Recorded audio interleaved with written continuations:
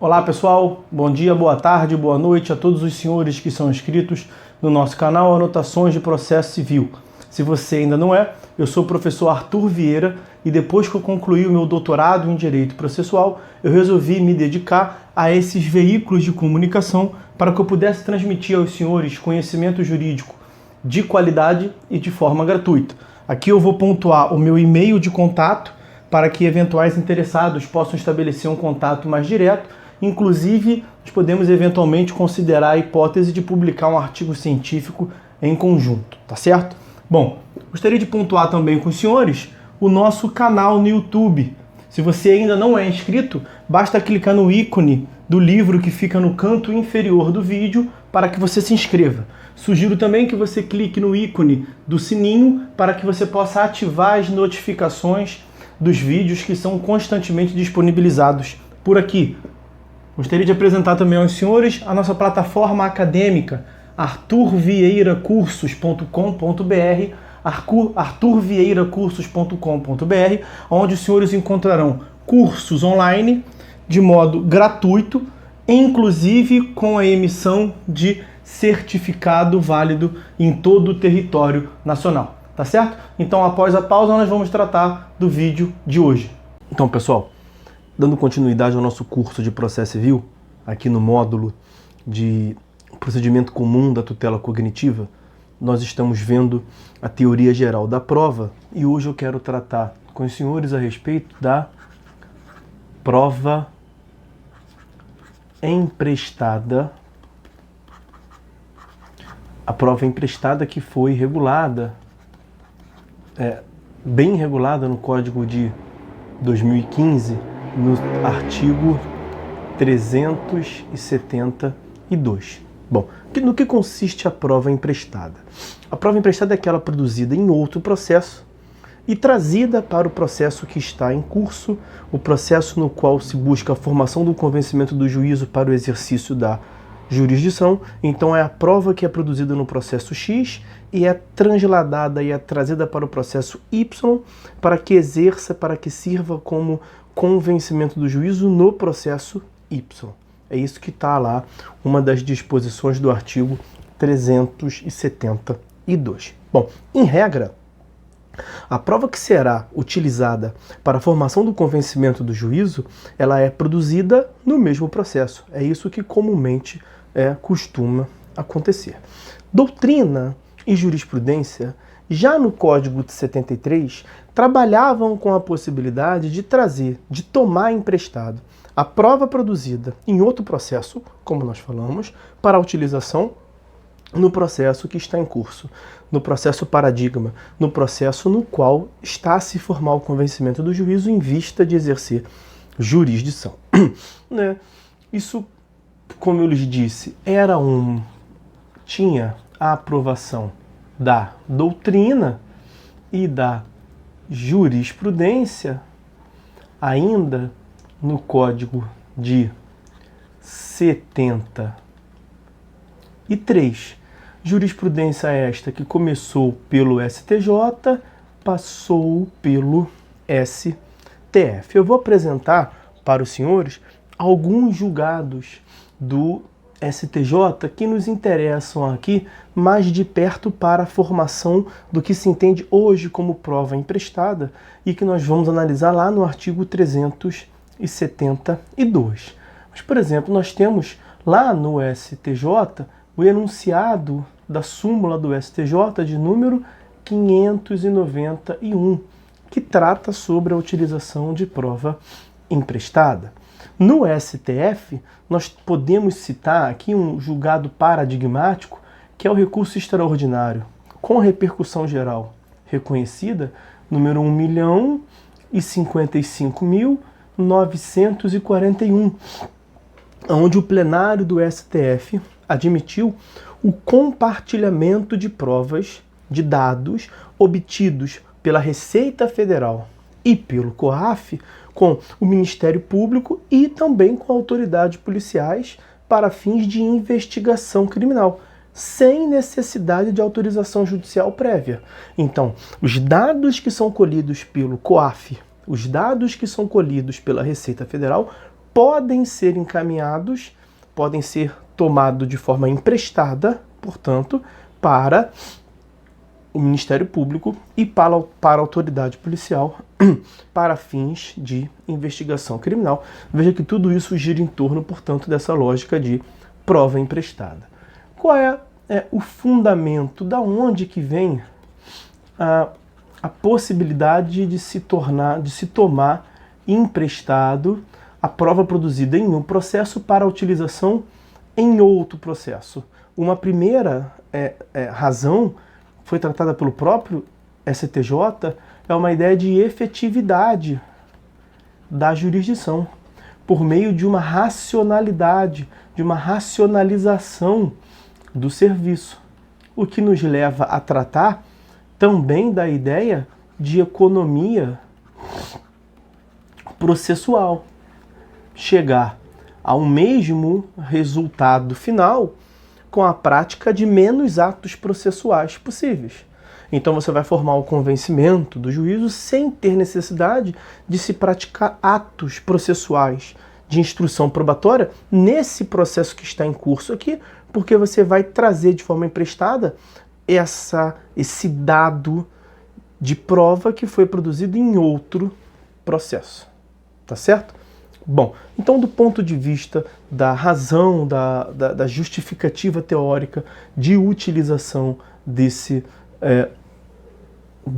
elemento da prova emprestada, nós temos a efetividade, a economia processual e junta-se a ela, evidentemente, a duração razoável do processo. Evidentemente que se você não demanda tempo para a produção, para a instrução probatória aqui nesse processo, isso vai poupar um tempo no processo a contribuir com a celeridade, mais precisamente com a duração razoável deste processo, atendendo, portanto, o artigo 4º, o artigo 6º do CPC e o artigo 5º, inciso 78 da Constituição Federal, que trata da duração razoável. Agora, para a utilização da prova emprestada, o STJ exigiu, e isso está reproduzido no artigo 372, que nós analisaremos já já, um requisito essencial para a validade desse instituto, prova emprestada, consiste no contraditório.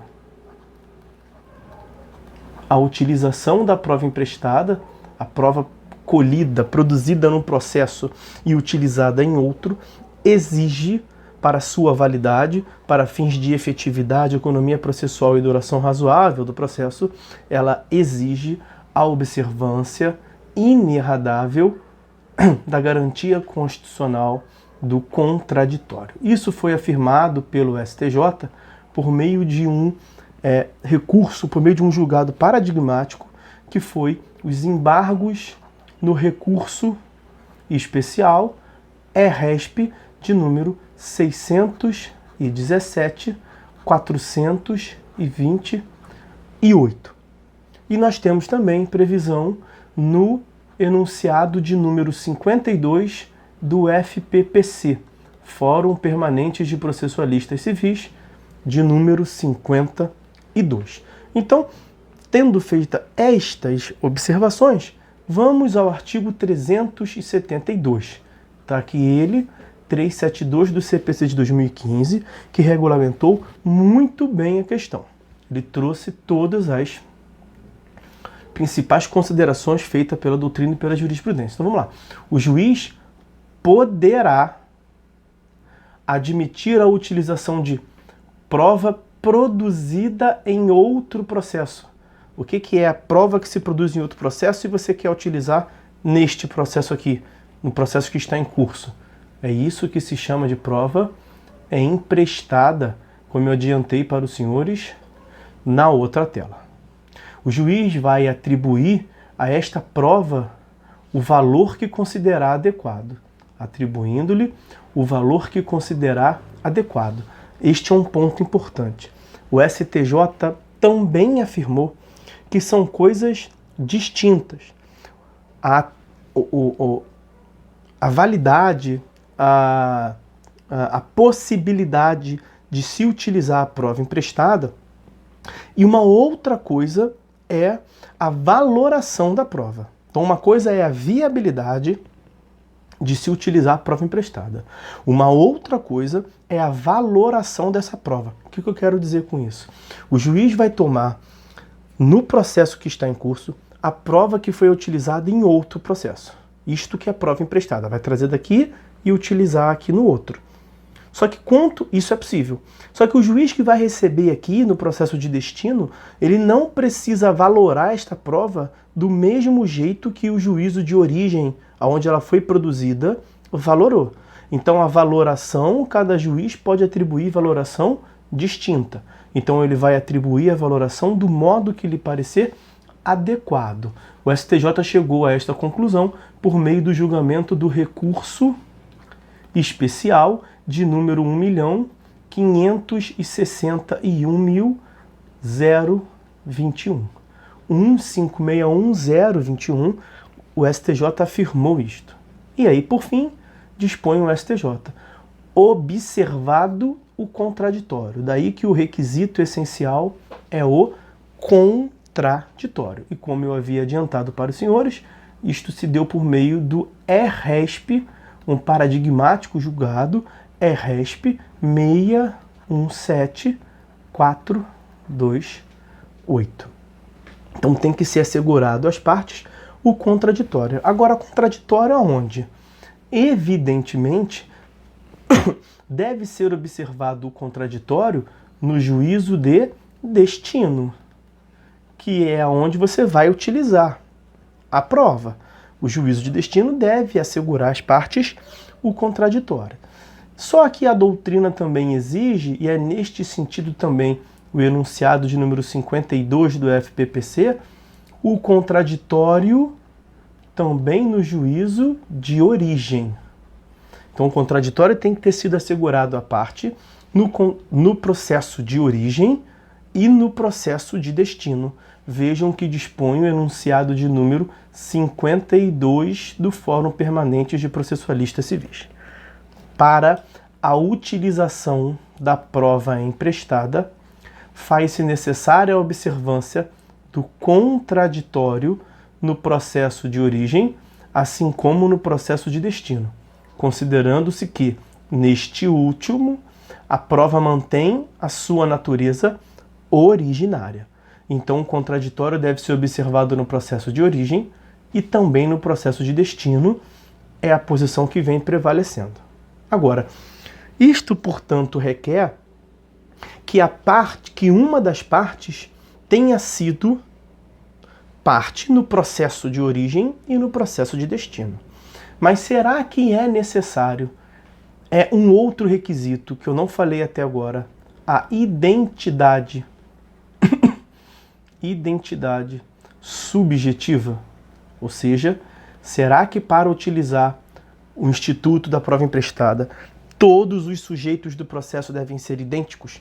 Deve haver uma absoluta identidade subjetiva? A resposta é não. Não é necessário uma identidade subjetiva. Só é necessário uma parcial identidade. Então veja, no processo de origem nós temos as partes A e B. No processo de destino, é necessário que nós tenhamos apenas as partes A e B? Não, porque isto seria identidade subjetiva. Então é possível que no processo de destino nós tenhamos as partes A e C? É possível. Então não seria identidade subjetiva, porque as partes não são idênticas. Quais são as partes do processo de origem? A e B. Partes do processo de destino, A e C, não são idênticas. São parcialmente, mas não são idênticas. Então não há identidade subjetiva. Não se requer identidade subjetiva. O que se requer é que se observe o contraditório na origem e no destino. Artigo 372 e enunciado 52 do FPPC. Ou seja, só quem vai poder utilizar esta prova emprestada no processo de destino para trazer de origem para o processo de destino é C. C pode pegar a prova que foi utilizada aqui e trazer aqui para baixo. Por quê? Porque A participou em contraditório lá em cima, no processo de origem, onde a prova foi produzida, e vai poder participar em contraditório quando a prova bater aqui embaixo, no processo de destino. Inverte a situação. A poderia trazer, vamos tratar de uma outra forma. A poderia trazer, então, A poderia trazer a prova aqui para baixo para utilizar em face de C? Não, porque C não participou em contraditório lá em cima. C não teria participado em contraditório no processo de origem e no processo de destino. Estaria participando apenas no processo de destino. Então é necessário que se assegure em contraditório no processo de origem e no processo de destino. Ou seja, a parte em desfavor da qual você quer utilizar a prova emprestada tem que ter participado no processo de origem e no processo de destino. É assim que vem prevalecendo o entendimento em sede doutrinária e jurisprudencial. Percebam que isto não é afirmado expressamente no artigo 372. O que é afirmado expressamente é a necessidade de contraditório. Não se fala nada aqui em relação às partes no artigo 372. Isto é, portanto, uma construção jurisprudencial e doutrinária. Tá certo? Bom, então veja, vamos ler mais uma vez. O juiz poderá admitir a utilização de prova produzida em outro processo. Este é o conceito de prova emprestada. Tá aqui, prova emprestada. Atribuindo-lhe o valor que considerar adequado. Então, quanto à valoração, ele é livre para chegar à sua própria valoração. Esse julgado aqui, há uma liberdade valorativa do juízo de destino, onde a prova vai ser utilizada para formar o convencimento. E deve ser observado o contraditório. Contraditório, ERESP 617428, e sobre o contraditório, tudo o que nós falamos sobre o enunciado de número 52 do Fórum Permanente de Processualistas Civis, a exigência no processo de origem e também no processo de destino de participação de uma das partes. Não precisam ser todas as partes. Não se exige uma absoluta identidade subjetiva de todos os sujeitos. Todos os sujeitos têm que ser iguais? Não. Uma parcela deles, portanto. Ok? Bom, então essas as considerações sobre a prova emprestada. Nós vamos ficando por aqui, por hora é só. Fiquem todos com Deus e até a próxima.